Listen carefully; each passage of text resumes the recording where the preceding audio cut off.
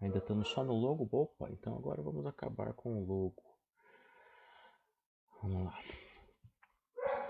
Boa noite, tudo bem com vocês?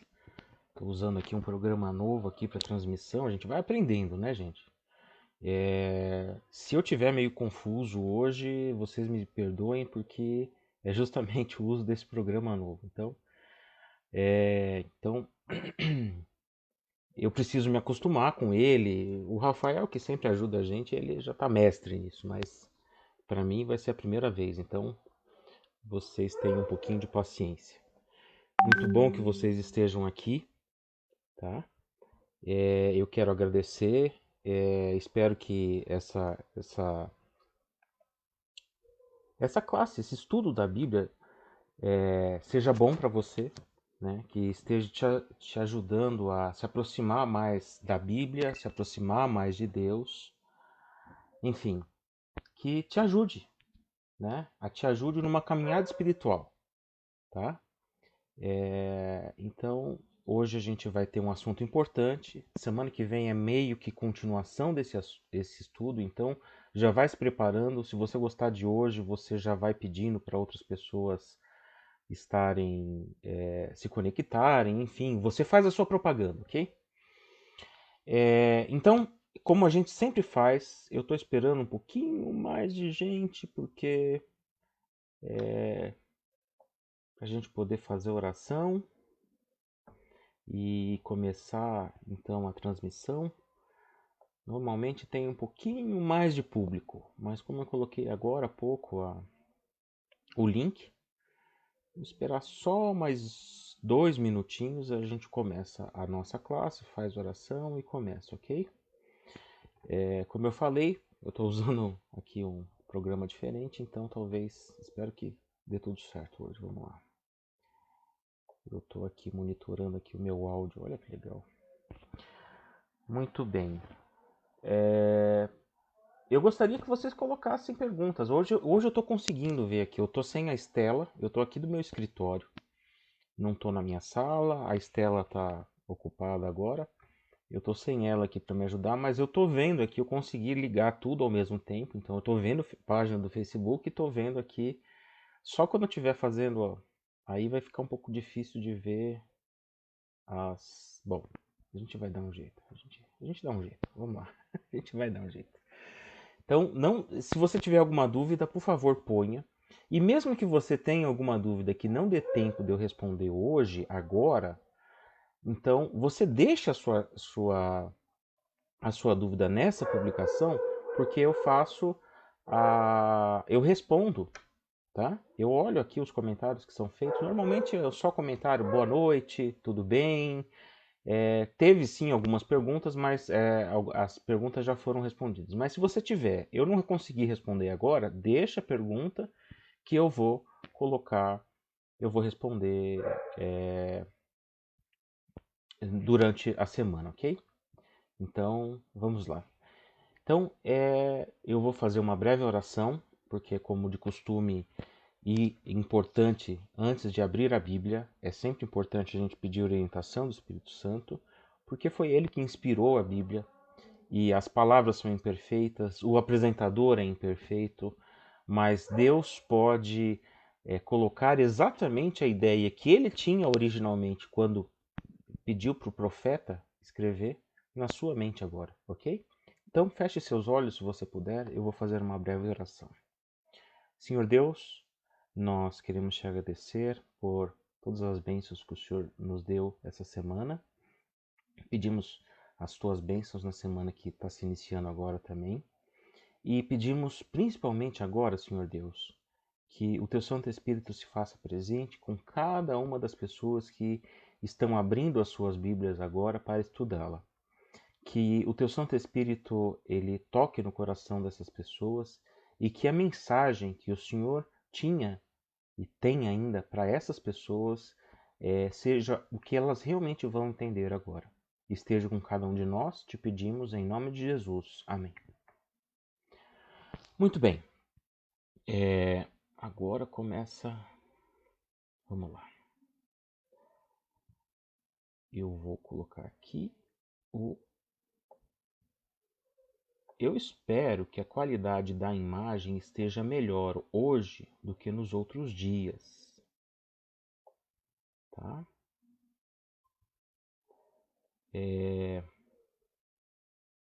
Porque eu estou, como eu falei, eu estou usando um programa diferente. Espero que a qualidade da imagem esteja melhor. Vamos lá. Então, eu vou abrir aqui a minha apresentação, que estava, depois de mexer tanto, ela estava fechada.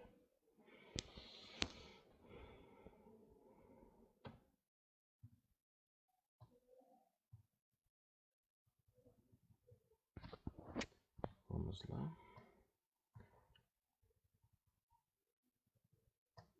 Aqui. Muito bem. Aqui estamos.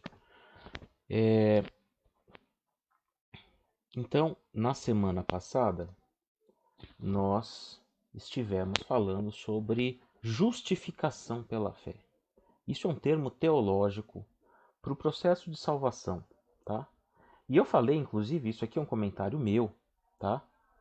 É um comentário meu, que eu não queria que você ficasse pensando em termos de justificação pela fé, em termos teológicos. Eu recomendei que você lesse João 15, o Evangelho de João, capítulo 15, para você entender que salvação é um relacionamento com Cristo. É algo muito simples. Enquanto você está no dia a dia de mão dada com Jesus, tá? Você está salvo. Se no seu dia a dia você está sempre buscando Deus, você está salvo. O dia e o momento, mesmo durante um dia, por exemplo, você larga, você deixa de estar conectado com Deus, você deixa de estar salvo ali naquele momento. Entende? Então, o nosso grande objetivo é estarmos sempre ligados com Deus, a todo momento. Ok? O termo teológico para isso tem a questão dos pecados, então somos justificados, certo? O que Jesus fez na cruz por nós. Tudo isso para explicar para você que você tem que andar com Deus todos os dias, tá? Mas isso é a justificação pela fé, foi o que nós estudamos semana passada. Hoje, então, tem o processo de arrependimento, de pedir perdão a Deus, de confessar os nossos pecados perante Deus, tá? Muito bem. E hoje, então, nós vamos falar sobre um tema que eu gosto muito, particularmente, inclusive tenho algum material adicional para mostrar aqui para você, que é sobre os sinais da volta de Jesus. Não sei se você sabe, mas existem na Bíblia aproximadamente o dobro de profecias que falam sobre a volta de Jesus do que sobre a primeira vinda de Jesus quando ele veio e nasceu lá há 2000 anos atrás. Então, se você sabe que Jesus veio há 2000 anos atrás, viveu aqui na Terra, mudou a história, mudou até a forma de se contar o tempo, né? Toda hora, todo dia que você fala a data, hoje 2020, né? 2020 do nascimento de Jesus, ele mudou a história, não se contava as datas assim, né? Enfim, se Jesus veio e você tinha um certo número de profecias a respeito da vinda dele, você tem o dobro de profecias que indicam o retorno dele. E o retorno dele está muito em breve. E nós podemos identificar no mundo hoje, né, os sinais da volta dele. Os sinais da volta dele. Então aqui me pedindo o link, deixa eu só colocar aqui, só um minutinho.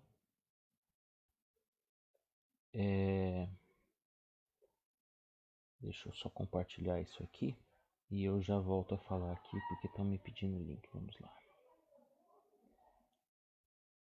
Quem sabe faz ao vivo, né? Então ao vivo também tem interrupções. Então vamos lá. Então hoje a gente vai, eu gostaria que você abrisse a sua Bíblia em Mateus 24, que vai ser o capítulo central, tá? o capítulo central. Nós vamos ler alguns outros textos, mas o centro está em Mateus 24. Inclusive, eu gostaria que você... Nós não vamos ler o capítulo inteiro, tá? Mas você poderia ler, e eu gostaria que você lesse na sua casa. O capítulo inteiro é um capítulo só, não é muita coisa, vai. Um capítulo. Mateus 24, tá? Então leia Mateus 24, porque é um capítulo muito importante. Você vê que tem uma série de sinais ali que Jesus mostra, que Jesus fala. São sinais que antecedem a vida dele, certo? Por exemplo, guerras. Um dos sinais são guerras. O século XX foi marcado por duas grandes guerras. Milhões de pessoas morreram, 120 milhões de pessoas de combatentes, 2 trilhões de dólares gastos, 80 milhões de mortos entre civis e militares. Guerras. Guerras, a gente ouve falar de guerras. Fome. Pessoas morrendo de fome num mundo onde existe comida para todos. No Brasil, a gente tem, inclusive, o costume de desperdício de comida. Né? Infelizmente, nós temos um desperdício muito grande de comida. Né? E pessoas morrem de fome no mundo. Morrem de fome no mundo. Que triste. É um dos sinais. E Jesus fala ali no capítulo 24 sobre fome. Né? Pestes e epidemias, olha só que coincidência, né? Nós estamos numa grande epidemia que pegou o mundo inteiro, né? Não preciso nem dizer do que a gente está falando, o corona, a Covid-19, enfim. E outras já existiram, e outras, olha, escute o que eu estou dizendo, outras vão vir. Outras vão vir, porque são sinais que mostram que Jesus está vindo. São sinais que estão pedindo gritando para você, olha, volte para Jesus agora, não espere mais tempo. Ok? Então, e a gente tem, por exemplo, terremotos. Terremotos. A gente teve... A quantidade de terremotos que nós temos hoje em dia é dezenas de vezes mais do que o que nós tínhamos anteriormente. Eu vou mostrar para você, todos esses sinais estão descritos no capítulo 24 de Mateus, tá? Mas eu vou mostrar para você agora uma imagem que eu tenho. Deixa eu achar ela aqui.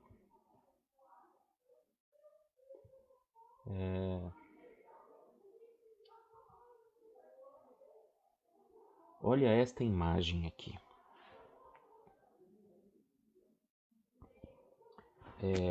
Você está vendo?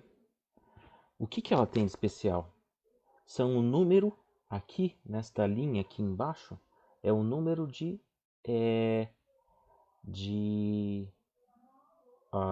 terremotos. Terremotos que a gente tem até o ano 2000. No ano 2000, a gente tem um salto gigantesco. Percebe? Um salto gigantesco aqui perto do ano 2000. Né? E a gente até pode se perguntar, mas por que será? Por que será que tem esse salto? Porque assim, quando a gente fala de clima, a gente sabe que o homem destruiu a Terra de tal forma que realmente o clima está uma maluquice, certo? Mas o que será que o homem fez, sei lá, a partir do ano 2000 que tem provocado? Eu não acredito que seja uma ação do homem provocando esses terremotos, e sim sinais da volta de Jesus. Você viu?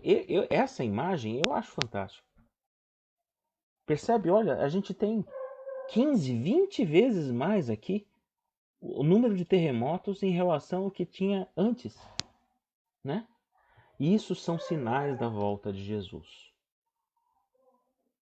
Os terremotos, as causas, quantidade de terremotos que tem acontecido, quantidade de pessoas que têm morrido por causa dos terremotos, e assim vai. O escurecimento do sol também é um sinal descrito lá em Mateus 24. Ele aconteceu no dia 19 de 5 de 1780 e foi um evento que nenhum cientista até hoje consegue descrevê-lo corretamente, certo? Não existem causas naturais para isso. Isso aqui é um sinal da volta de Jesus. E eu preciso te mostrar uma outra imagem aqui, tá? Porque, deixa eu ver aqui. Aqui.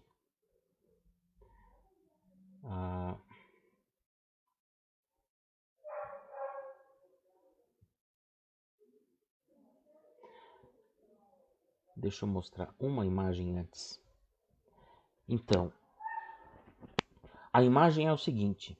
Ela vai do norte da Carolina, a região, de Filadélfia até New Hampshire.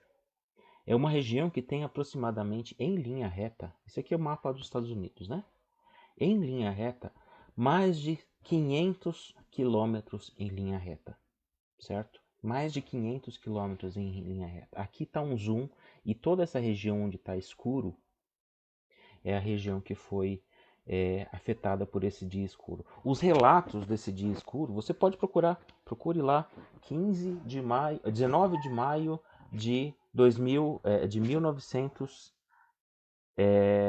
1780. Procure lá. Os animais, 9 horas da manhã, começaram a voltar sozinhos para os seus currais, para suas... meio-dia, ninguém conseguia ler absolutamente nada se não fosse com vela ou com lanterna. Não tinha condições de ler. E você não tem explicação isso, a não ser uma ação de Deus tentando alertar: olha, eu estou voltando. Existe, inclusive, até quando a gente estuda as profecias de Daniel e profecias de Apocalipse, são marcações de datas ali, estão mostrando que determinados períodos descritos nessas profecias estão começando. Então Jesus está voltando. Voltando lá. Queda das estrelas. Queda das estrelas, que foi, na verdade, uma queda de meteoros, né? A maior queda de meteoros aconteceu em 13 de novembro de 1833. E este evento, ele é tão marcante, que à meia-noite as pessoas conseguiam ler um livro ou um jornal, qualquer coisa escrita, só simplesmente com a luz que vinha das estrelas, de tantos meteoros. Era cerca de 200, numa única noite, algumas pessoas chegaram a contar 240 mil meteoros por noite, nessa única noite. 240 mil. Outros relatos chegam a falar em 900 mil. Uma quantidade gigantesca. O céu estava o tempo todo piscando, o tempo todo, e a luz era tão forte que você conseguia ler, né? Sinais fenomenais mostrando que o período profético que antecede a volta de Jesus, o último período profético, estava começando. Tudo isso está descrito lá em Mateus 24. Catástrofes, tsunamis, furacões, enchentes. O famoso tsunami que aconteceu pouco tempo atrás no Japão, enfim. A gente não precisa falar sobre isso porque você está acostumado a ver essas coisas. Se você ligar o jornal, você já vê cada hora. Parece que é só notícia ruim, né? Só notícia ruim, notícia ruim. E na verdade essas notícias ruins já foram preditas há mais de 2000 anos atrás. Jesus falou que isso ia acontecer como sinal da sua vinda, né? Corrupção, filhos violentos, desobedientes, filho matando pai, pai matando filho, coisas que parece que a gente não via, ou pelo menos com tanta frequência antigamente, certo? Muito bem. Então, vamos lá agora um pouquinho na Bíblia, para a gente ver tudo isso que está descrito aqui, certo? Jesus falando, Mateus 24, verso 3. Os discípulos começam perguntando para Jesus que sinal haverá da tua vinda e da consumação dos séculos. E Jesus então responde, entre outras coisas, né? Jesus estava ali apresentando em cima do Monte das Oliveiras, e ele vem do Jerusalém, né? Ele então começa a falar. Ele, inclusive, estava falando um pouco antes que Jerusalém seria destruída. E os discípulos ficaram com aquilo na cabeça. Nossa, mas quando que Jerusalém vai ser destruída? Provavelmente vai ser quando Jesus voltar, né? Quando Deus acabar com este mundo de pecado, enfim, o que nós chamamos de fim do mundo, deve ser nesse momento que Jerusalém vai ser destruída. E nós sabemos que, na verdade, Jerusalém foi destruída no ano 70. E nesse discurso de Mateus 24, Jesus fala também, inclusive, alguns sinais que antecederam a própria queda de Jerusalém. E os cristãos que guardaram esse discurso de Jesus, esse discurso de Mateus 24, nenhum cristão morreu quando Jerusalém foi destruída. Porque eles se lembraram dos sinais que Jesus apresenta ali, da própria vinda, da própria destruição de Jerusalém. Isso mostra, é um alerta para nós. Se você estiver atento ao que está acontecendo e se lembrar do que Jesus deixou na sua Bíblia, não é para você morrer, né? Não é para você ser atingido por essas coisas sem estar alerta. É para você estar alerta, ok? Muito bem. Que sinais seriam vistos no mundo social antes da volta de Jesus? Então vamos lá em Mateus 24, versos 6 e 7. Certamente ouvireis falar de guerras, rumores de guerra. Vede, não vos assusteis, porque é necessário assim acontecer, mas ainda não é o fim. Certo? Porquanto se levantará nação contra nação, reino contra reino, haverá fome e terremotos em vários lugares. E você viu, eu mostrei notícias para você, é só ligar a televisão, você vê essas notícias. Tudo isso mostrando são sinais que antecedem, e Jesus falando, ainda não é o fim. Certo? Agora, tem um versículo bastante interessante que mostra mais sinais que está lá em assim, nesse tempo muitos hão de se escandalizar, trair e odiar uns aos outros. É o que nós vemos no mundo hoje, certo? E isso aqui que eu gostaria de mostrar para você. 2 Timóteo 3, 1 a 4.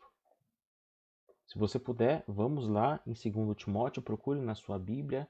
Eu deixei aqui preparadinho. Deixa eu achar aqui. Aqui.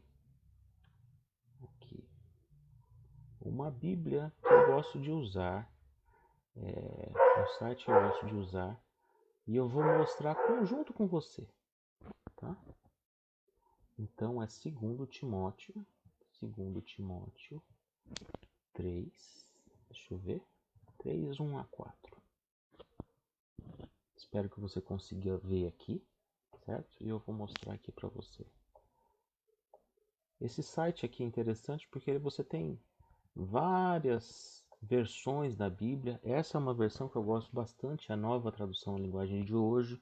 Uma que eu uso também é Nova Versão Internacional. E o trecho que a gente vai ler é este daqui. Espero que fique bem visível para você aí.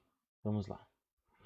Lembre-se disto, nos últimos dias haverá tempos difíceis, pois muitos serão egoístas, avarentos, orgulhosos, vaidosos, xingadores, ingratos, desobedientes a seus pais e não terão respeito pela religião. Não terão amor uns pelos outros e serão duros, caluniadores, incapazes de se controlarem, violentos, inimigos do bem, traidores, atrevidos, cheios de orgulho. Amarão mais os prazeres do que a Deus. Parecerão ser seguidores da nossa religião, mas com suas ações negarão o verdadeiro poder dela. Fique longe dessa gente. Tem gente assim hoje? Será que tem gente assim hoje? É só olhar o mundo ao redor, né?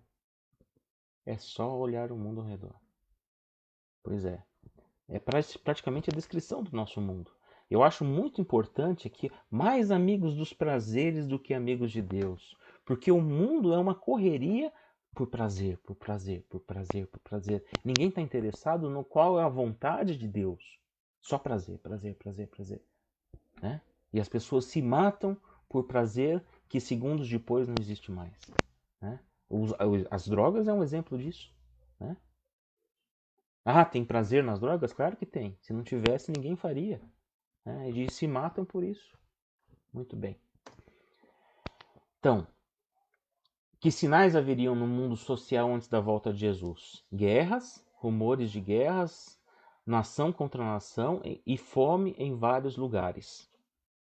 E nós já vimos aqui, no mundo natural, grandes sinais.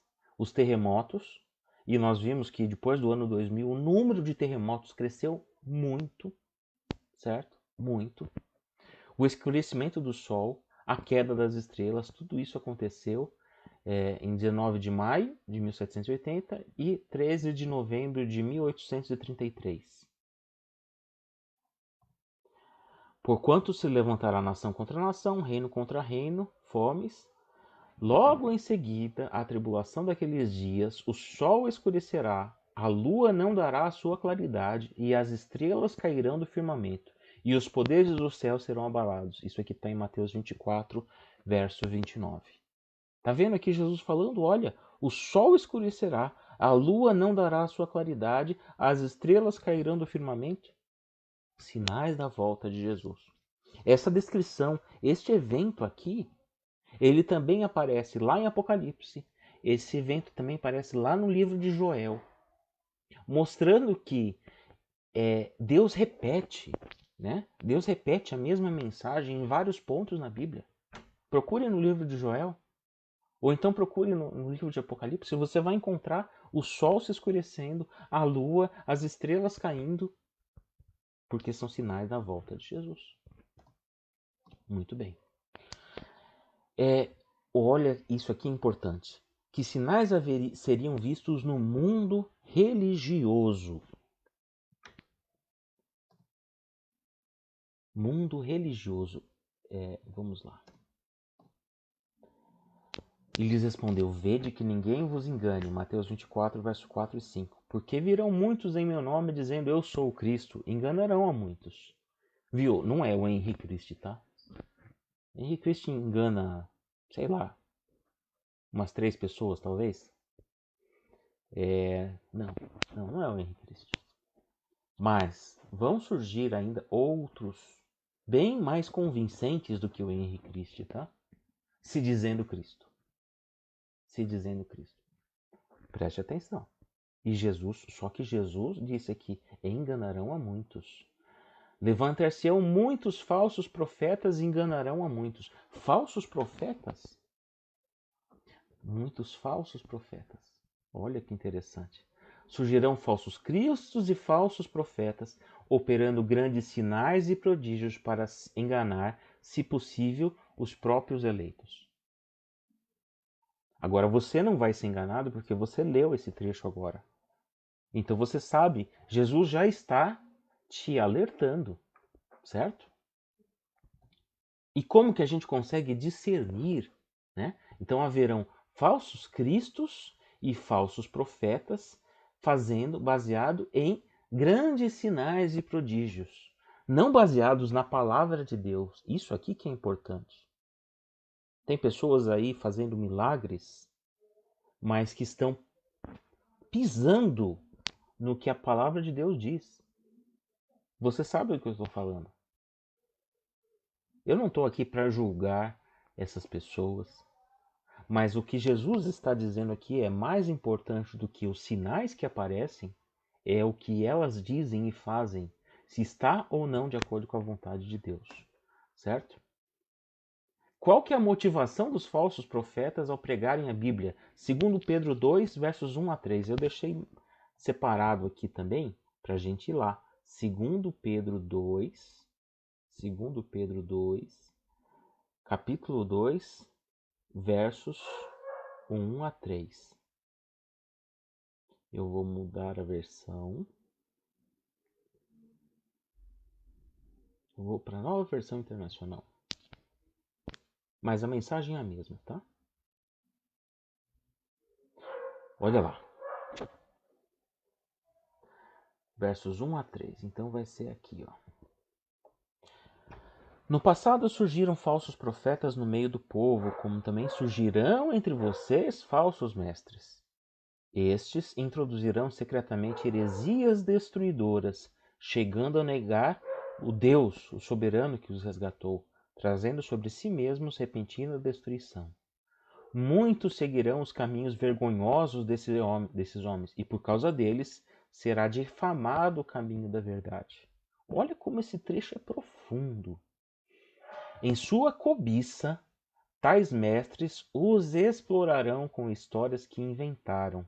Há muito tempo a sua condenação paira sobre eles, e a sua destruição não tarda. Deus falando Deus falando e preparando a sua igreja sobre pessoas que usariam o nome de Deus para fazer as coisas mais absurdas. Mas ele deixou na Bíblia já, né? É tudo muito claro. E a grande motivação por trás dessas pessoas é o quê? A cobiça. Olha que coisa. Parece que é hoje que Pedro escreveu isso aqui. Não é? Não parece que é hoje? Parece que é hoje que ele escreveu isso aqui. A cobiça, que coisa. Qual é a motivação desses falsos profetas ao pregarem a Bíblia? O amor ao próximo? Não. É a avareza. É claro, é a cobiça. E o que atrai essas pessoas a esses falsos líderes? Ah, vamos lá em Mateus 7, 21 a 23. Jesus também fala lá em Mateus 24. Mas para você ver como a Bíblia repete as mensagens, vamos lá para Mateus 7, 21 a 23. Está aqui na minha Bíblia, preparadinho para você. Aqui, Mateus 27. Olha que importante esse trecho. Mateus 7, versos 21 a 23. Não é toda pessoa que me chama Senhor, Senhor que entrará no reino do céu, mas somente quem faz a vontade de meu Pai que está no céu. Olha só, é só quem faz a vontade de Deus. Quando aquele dia da volta de Jesus chegar, muitas pessoas vão me dizer: Senhor, Senhor, pelo poder do seu nome, anunciamos a mensagem de Deus, pelo seu nome expulsamos demônios e fizemos o quê? Muitos milagres. Então eu direi claramente a essas pessoas: eu nunca conheci vocês, afastem de mim vocês que só fazem o mal. As pessoas são atraídas por causa desses milagres. Mas não é um milagre que mostra que a pessoa está realmente do lado da verdade e do lado de Deus. E Jesus já está alertando você disso. Não é o milagre que diz se ela está do lado da verdade, do lado de Deus. E Deus vai falar para essas pessoas que operam milagres: não vos conheço, vocês que praticam o mal. Então, o mundo atrai as pessoas conseguem atrair esses falsos mestres por causa dos sinais e prodígios, ok?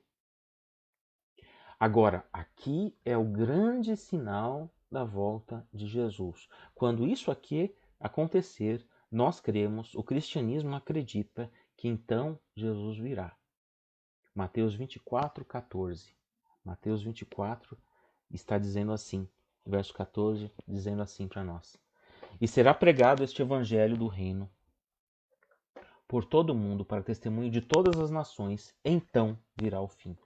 Quando Cristo for pregado a todas as pessoas, e isso aqui é importante, e talvez um alívio para algumas pessoas que você deve estar perguntando, poxa, pensando, nossa, mas como será? O Maurício está aqui mostrando a Bíblia para mim, mas e aquela pessoa que não sabe? Então eu quero deixar uma tranquilidade para você. Todas as pessoas farão a sua escolha conscientes. O poder de escolha chegará a todas as pessoas. Porque o evangelho vai chegar a todas as pessoas. E se o seu vizinho não recebeu ainda, então é você que tem que ser um instrumento para ele. Você tem que chegar para ele e falar aquilo que você está aprendendo no seu estudo da Bíblia. Olha só o que eu estou aprendendo. Hoje você está aprendendo, por exemplo, que não são milagres que estão acontecendo aí que realmente mostram que Deus está com essas pessoas. E sim a verdade, o que elas fazem. Né? Então, quando o evangelho chegar a todas as nações, todo mundo, todas as pessoas, então essas pessoas vão fazer a grande escolha, certo? E então Jesus voltará. Agora é a grande pergunta que a gente faz, certo? Por exemplo, Paulo fala de um outro evangelho lá sendo pregado em Gálatas 1:6. O que nós devemos fazer para não sermos enganados? Já que essas pessoas estão pregando um outro evangelho e estão fazendo sinais e prodígios, como que a gente pode não ser enganado? 1 João 4:1. 1 João 4:1 diz assim: Amados, não deis crédito a qualquer espírito, antes provai os espíritos procedem de Deus, porque muitos falsos profetas têm saído pelo mundo afora. Olha que importante o que João está falando. João primeiro não está falando que ninguém está falando a verdade. Ou que não existe, inclusive, o dom de profecia que acompanhou e acompanha a igreja, o cristianismo, até que Jesus volte. Não existe profetas? Algumas pessoas acreditam que não existem mais profetas desde que a Bíblia foi o que a gente chama de foi fechado o cânon sagrado, né? Foi fechada a Bíblia. Quando eles definiram lá os números, todos os livros da Bíblia, então não tem mais. João foi o último escritor, não tem mais profeta, não tem mais ninguém. Não é isso que a Bíblia diz e não é isso que João está falando. João está falando, olha, você tem que provar. Pode ser que ele esteja falando uma coisa verdadeira. E como que você sabe? Provando. Como? Conferindo na palavra de Deus. Eu devo conferir se o que a pessoa está falando está de acordo com a palavra de Deus. Não é simplesmente rejeitar tudo, ou também não é simplesmente aceitar tudo. Você tem que provar pela palavra de Deus, verificar se o que a pessoa está falando está de acordo com a palavra, para poder dar crédito ou não. Por isso que eu insisto com você. Você tem que ler a Bíblia todos os dias e procurar ler a Bíblia toda. Vamos lá. Por que que Deus manda provar os ensinos dos profetas? Mateus 7,15. Eu vou lá para a minha página que está aqui prontinha, Mateus 7,15. Mateus 7,15 está aqui, ó. Cuidado com os falsos profetas. Eles chegam disfarçados de ovelhas, mas por dentro são lobos selvagens. Porque existem falsos profetas. Segundo Pedro 3:9. Vamos lá para segundo Pedro. Segundo Pedro 3, 3:16, perdão. Segundo Pedro 3:16. Vamos lá para segundo Pedro 3:16. Trecho bastante interessante aqui de Pedro dizendo, falando sobre Paulo, ok? Então ele está falando, ó, na linha anterior você está vendo lá. O amado irmão Paulo escreveu a vocês com a sabedoria que Deus lhe deu. Ele escreveu da mesma forma em todas as suas cartas, falando nela destes assuntos. Suas cartas contêm coisas difíceis de entender, os quais os ignorantes e instáveis torcem, como também o fazem com as demais escrituras, para a própria destruição deles. Pedro está dizendo aqui que pessoas usam a palavra de Deus e torcem a verdade. Então não basta só abrir a Bíblia. Porque a pessoa pode estar usando de má intenção a Bíblia. Ou talvez tenha sido ensinada, talvez a própria pessoa não seja de má intenção, mas tenha sido ensinada de forma errada. E aí então a gente vai responder, ó, falsos cristos e falsos profetas, e algumas pessoas deturpam as demais escrituras para a própria destruição deles. Por quê? Por que Deus manda provar o ensino dos profetas? Porque o engano às vezes parece verdade? Sim, o engano às vezes parece verdade. Para comprovar se o que é ensinado está de acordo com a Bíblia? Sim, é isso que eu devo fazer. Porque na Bíblia tudo é fácil de entender? Não. Tem coisas difíceis de entender. O próprio Pedro dizendo que não entendia ou que era difícil de entender alguns escritos de Paulo. E não é só Paulo que é difícil, né? Existem realmente trechos difíceis de entender na Bíblia, né? Por isso que nós temos que ter este conhecimento, né? Muito bem. E como sabia se uma doutrina é verdadeira? João 7,17. Agora a gente vai deixar um pouquinho de lado Mateus 24, ok? E vamos lá em João 7,17. João 7,17, deixei separadinho aqui.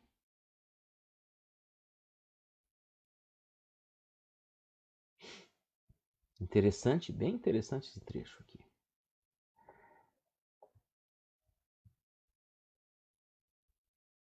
Quem quiser fazer a vontade de Deus saberá se o meu ensino vem de Deus ou se falo em meu próprio nome.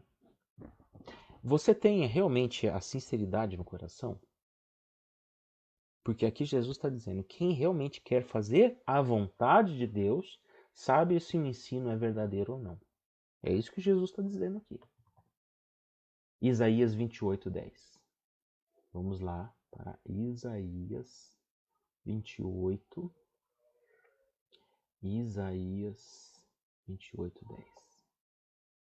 É um trecho bem conhecido. Nós já lemos ele, inclusive. Isaías 28. Vou mudar aqui a versão para 28:10. Porque é preceito sobre preceito, preceito mais preceito, regra sobre regra, um pouco aqui e um pouco ali. É isso mesmo. Deus coloca a mensagem e às vezes ele repete a mesma mensagem em vários trechos da Bíblia. E você tem que ler um pouco aqui, um pouco ali. Então a primeira coisa que a gente precisa saber é se aquela pessoa está falando de acordo com a vontade de Deus, se está de acordo com a Bíblia. Se a doutrina está baseada só em um livro ou só em uma parte da Bíblia, então nós já lemos. Foi parte do primeiro estudo que nós fizemos aqui, né? Que toda a Bíblia é importante. E o próprio Jesus falou várias vezes: olha, leia lá o Antigo Testamento. Porque o Antigo Testamento está falando do que eu estou fazendo aqui.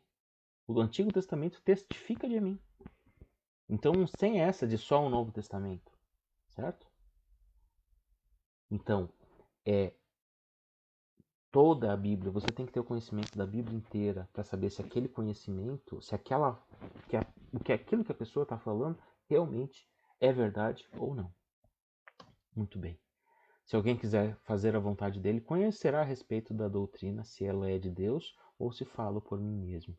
Porque preceito sobre preceito, aquilo que a gente já leu, ok? Vamos seguir. Doutrina de acordo com toda a Bíblia. Doutrina só baseada em um livro? Não. Tem que ser a Bíblia inteira. Doutrina baseada em uma parábola e poucos versos da Bíblia? Não. Tem que ser a Bíblia inteira. O conjunto da Bíblia está de acordo com aquela verdade ou não? Se os sinais estão cumprindo, por que Jesus ainda não voltou? É uma repetição de uma pergunta que um amigo que estava assistindo os nossos estudos fez. Por que Jesus não voltou logo depois que Jesus morreu? Ali na segunda-feira, Jesus morreu na sexta, ressuscitou no domingo. Por que na segunda-feira ele já não voltou e acabou com tudo? Vamos entender um pouquinho. Segundo Pedro, se eu decorei bem, 2, verso 9. Segundo Pedro 2.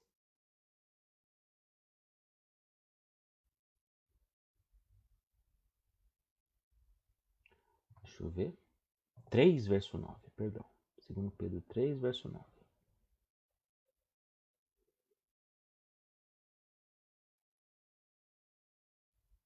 aqui. Não retarda o Senhor a sua promessa, como alguns a julgam demorada. Pelo contrário, ele é longânimo. E o termo longânimo significa paciente para convosco, não querendo que nenhum pereça, senão que todos cheguem ao arrependimento. Por que Jesus não voltou ainda? Porque ele está esperando a sua decisão.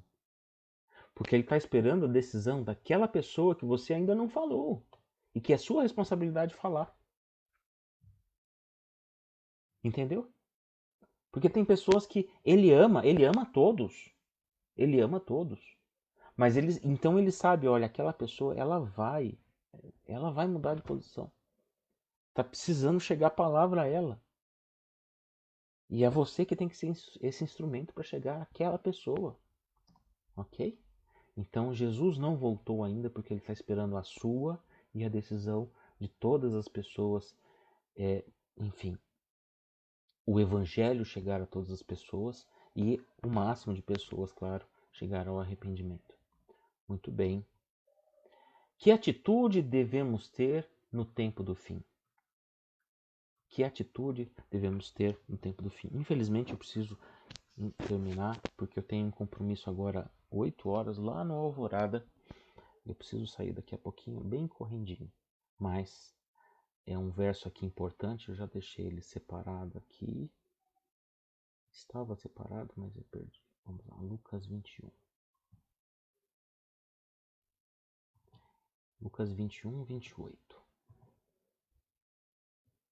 Lucas 21, 28.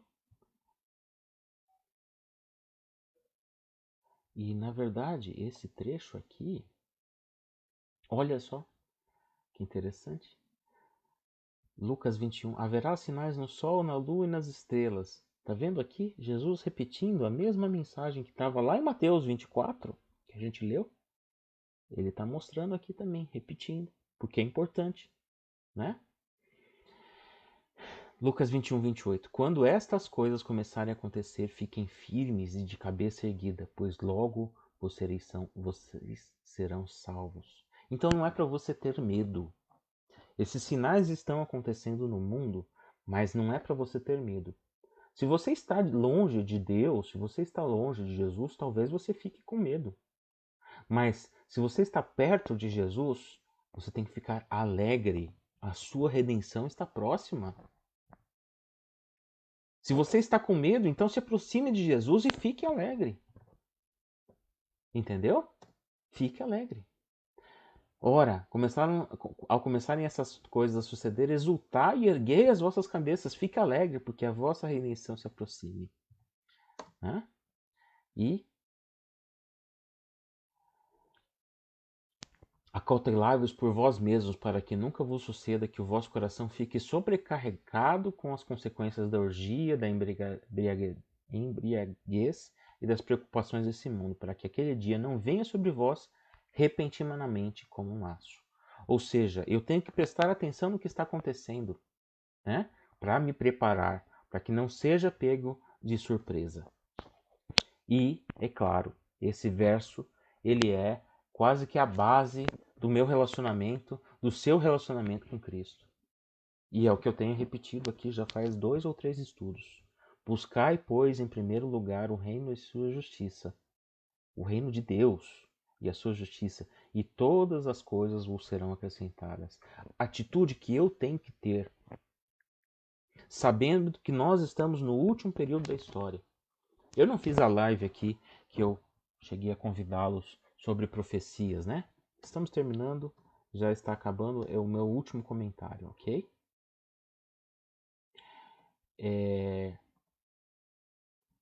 Aqui, já nem vou passar na recapitulação, porque infelizmente eu estou com um tempo curto e eu preciso falar o que eu vou falar para você agora, tá? O que eu preciso falar para você? Que quando a gente estuda o livro de Daniel, ele divide a história em aproximadamente 5 períodos. Nós estamos no último. O livro de Apocalipse divide a história em 7 períodos. Nós estamos no último. Não existe mais um período histórico Existem ainda algumas coisas que ainda devem acontecer, mas essas últimas coisas que vão acontecer já é o fim de tudo. Já são os últimos acontecimentos onde as pessoas, o último grande suspiro da humanidade, vamos dizer assim, que a gente poderia estudar, inclusive. Esse estudo, essa série não vai falar sobre isso, mas eu poderia estudar com você em separado, tá? Mas o que eu quero dizer é, Jesus está às portas. Não é tempo de ficar brincando com coisas terrenas.